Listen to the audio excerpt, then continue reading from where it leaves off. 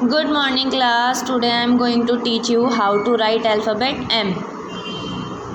देखिए यहाँ से थर्ड लाइन से टच करते हुए हम फर्स्ट लाइन में लेकर गए, फिर हम थर्ड लाइन में लेकर आएंगे और फिर फर्स्ट लाइन में एक और लाइन और लास्ट ये हमारी थर्ड लाइन पे टच करते हुए। एक बार फिर से देखिए, यहाँ से घुमाया, ऊपर लेकर गए, फिर नीचे लेकर आए और फिर हम फिर से ऊपर लेकर जाएंगे फर्स्ट लाइन में और लास्ट हम थर्ड लाइन पे टच करके घुमा देंगे। आइए बच्चों, एक बार और हम बनाकर देखेंगे अल्फ़ाबेट M। कैसे?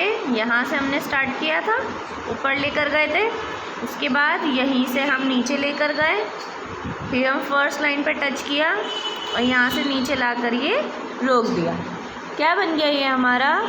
M for mango. फिर से देखिए, यहाँ से हमने टच करके ऊपर लेकर गए, फिर नीचे लाए, फिर हम ऊपर लेकर गए और फिर यहाँ पर लाकर इसको रोक दिया। ये क्या बन गया हमारा? Alphabet M for mango. तो आप सभी बच्चों को ये अपनी नोटबुक में और राइटिंग बुक दोनों में ही इसको नोट डाउन करना है। Thank you.